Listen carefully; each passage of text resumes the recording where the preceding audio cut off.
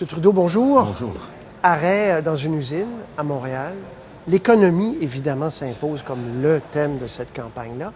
C'est pas un pari risqué que vous avez fait hier de dire aux Canadiens, moi, je vais faire 3 années de déficit de suite, mesdames et messieurs, parce qu'on doit réinvestir. C'est pas extrêmement dangereux de dire ça? Non, d'abord, c'est une question de dire la vérité. On est en déficit actuellement. Notre économie ne roule pas aussi bien qu'elle devrait. Les gens ont besoin d'investissement, les gens ont besoin d'emploi. C'est un moment, justement, pour investir et de miser sur nos citoyens, notre avenir.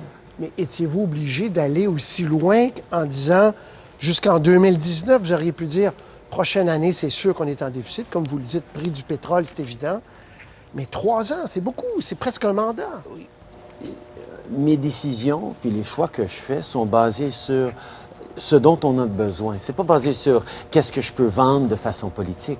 Les gens sont tannés d'un gouvernement depuis 10 ans qui est beaucoup plus intéressé à sa propre réussite politique qu'à bien gouverner. C'est pour ça que depuis 10 ans, on a vu un échec total du plan de M. Harper. Alors moi, je préfère dire, voilà notre plan, voilà comment nous allons équilibrer le budget en créant de la croissance économique qui va venir de l'investissement dont nous avons besoin. Et vous dites, pour ça, par exemple, les infrastructures, il faut mettre le paquet. Vous ajoutez, vous doublez presque ce que les conservateurs auraient fait.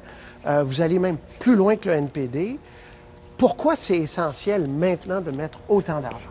Parce que les conversations que j'ai avec les Canadiens sont très, très claires. Les gens sont inquiets pour leur retraite, sont inquiets pour l'investissement dans leur route, dans le transport collectif qui vont leur rendre au travail, sont préoccupés des emplois de leurs enfants et le coût de la vie. On a besoin, justement, puisqu'on est en récession maintenant, de créer cette opportunité pour faire croître l'économie. Les gens vont vous dire, mais justement, c'est ce qui collait à la peau. On remonte très loin au régime de votre père, de dépenser sans regarder, puis c'est pas grave, puis allons-y, puis allons-y. C'est pas ça le danger politique de ce que vous avez choisi? Moi, si je me préoccupais énormément d'être comparé à mon père, j'aurais toute une autre approche, là. Moi, je suis concentré sur ce dont on a besoin aujourd'hui et pour demain. Et c'est comme ça que j'ai rassemblé une équipe extraordinaire. C'est comme ça qu'on est en train de faire le plan. Et je voyais Paul Martin tout à l'heure, donc vous êtes allé chercher le champion du déficit zéro, et lui-même vous appuie en disant, ce n'est pas, je ne veux pas mettre des mots dans sa bouche, mais est-ce que ça veut dire que ce n'est pas si grave, vous dites, de faire des déficits 2-3 ans? Bien, il faut comprendre le contexte, un contexte très différent. Notre ratio dette-PIB était énorme dans les années 90 et ça causait énormément de troubles. Il fallait le réduire.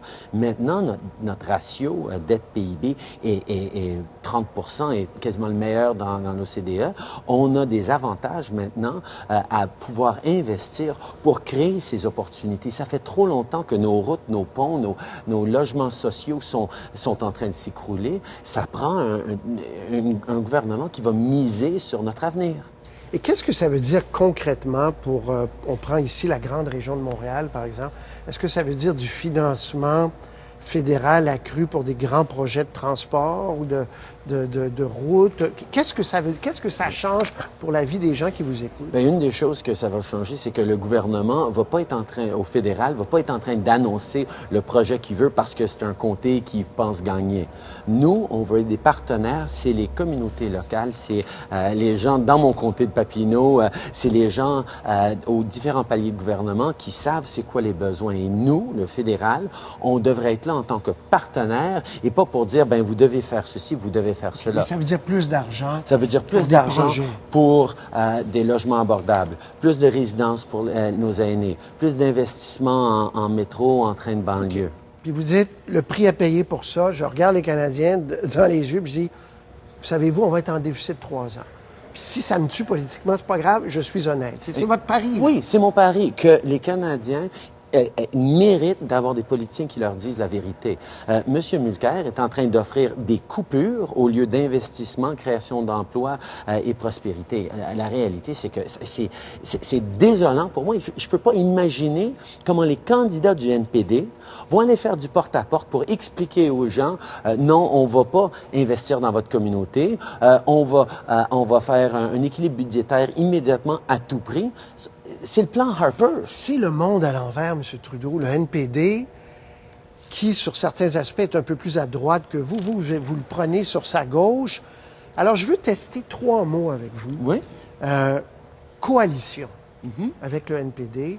Si il vous manquait ou il manquait, M. Molker, des sièges pour avoir un gouvernement gouvernable, est-ce que vous seriez ouvert à une coalition? D'abord, je suis très content de pouvoir dire que pendant une élection, c'est pas les chefs qui vont choisir quel sera le prochain gouvernement, c'est les Canadiens qui vont choisir. Et j'ai énormément confiance dans leur vote. Très bien. Deuxièmement, après 10 ans de Stephen Harper, ce dont les gens ont besoin, c'est pas juste un gouvernement différent, c'est un meilleur gouvernement. Et que M. Mulcair ait choisi de suivre la ligne du plan économique de M. Harper pour l'austérité et les coupures, plutôt que de dire non, non, on va miser sur la classe moyenne, on va réduire les impôts pour la classe moyenne en demandant plus aux mieux nantis. On va investir dans notre Oui, avenir. parce qu'il faut savoir rapidement, vous dites les 200 000 et plus, vous voulez les Ils vont imposer un payer peu plus. de taxes Et vous- pour que la classe moyenne puisse en payer moins. Ce que M. Mulcair ne fait pas, mais lui, il va augmenter l'impôt des grandes corporations, puis vous n'allez pas là. Non, parce que, honnêtement, notre économie a besoin d'investissement, a besoin de création Mais d'emplois. vous n'avez Monsieur pas Mulcair, répondu lui, sur la coalition. Je suis, comme tout libéral, toujours ouvert à travailler avec les autres partis. Vous fermez pas la porte à ça. Une organisation, une structure formelle, une coalition formelle, absolument pas. Mais je sais que les Canadiens vont s'attendre à ce qu'un gouvernement fonctionne pour bien gouverner. Donc, pas de coalition formelle, mais accord possible. Accord. Non, même pas C'est le accord. deuxième là, mot, accord. Non, non, parce OK. que de travailler sur des différents enjeux, sur la question de l'unité nationale, sur la question de l'économie, sur la question de nos relations à l'international, là, c'est trop important d'avoir un gouvernement cohérent avec un plan pour faire croître l'économie et pas juste des promesses qui sont différentes dans chaque partie du pays, comme M. Mulcair. M. Harper, à l'époque, a uni la droite et il est au pouvoir depuis 9 ans parce qu'il a réussi à unir la droite. Beaucoup de gens se posent, et moi, c'est une des questions qu'on me pose le plus, M. Trudeau, c'est pourquoi le NPD et les libéraux ne sont pas arrivés à un accord, à une fusion, appelez ça comme vous voulez, pour offrir une alternative aux conservateurs. Si vous perdez, et si M. Mulcair perd le 19 octobre, est-ce que c'est pas inévitable?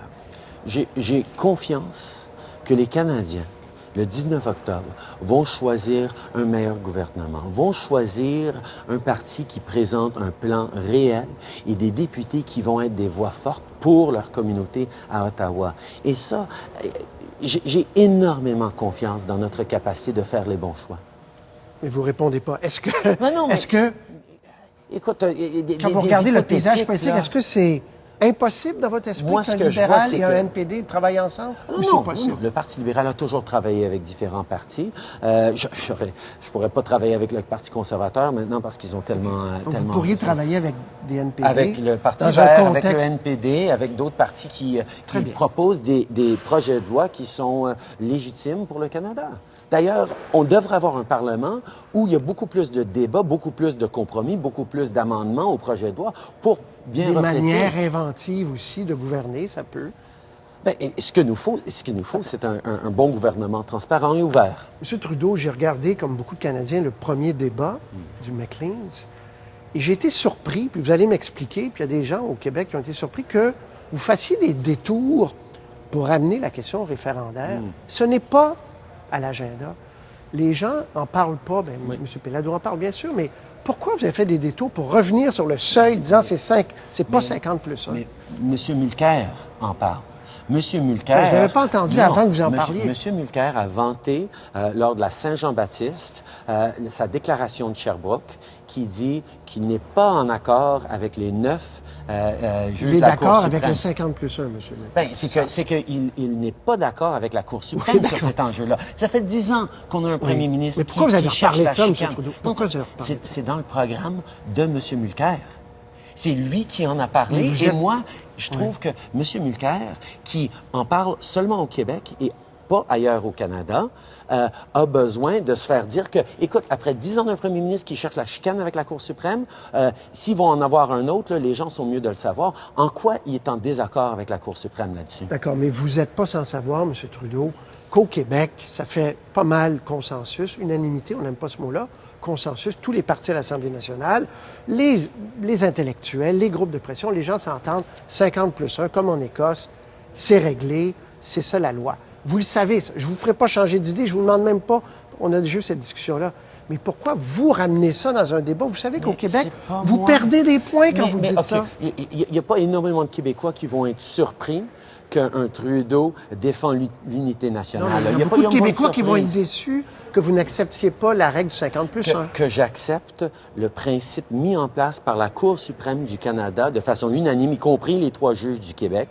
qui dit que... On est dans le terrain politique. Non, mais on est dans un terrain où, réellement, dans ma vie de tous les jours, en tant que député de Papineau, les gens ne parlent pas de Constitution. Ils mais parlent pas de je ça. vous dis, non, je sais, mais M. Mulcair veut nous replonger dans une méga ronde de débat constitutionnel avec son plan de changer les règles de jeu, d'abolir le Sénat et d'éliminer la loi sur la clarté. Okay. Une dernière question, puis le temps file. La sécurité, c'est un thème important. Vous êtes pour C-51. Vous appuyez le projet de loi de Stephen Harper qui veut donner plus de pouvoir aux services policiers, etc. Mais vous êtes contre les bombardements. Je repose la même question que j'ai posée à M. Mulcair la semaine dernière.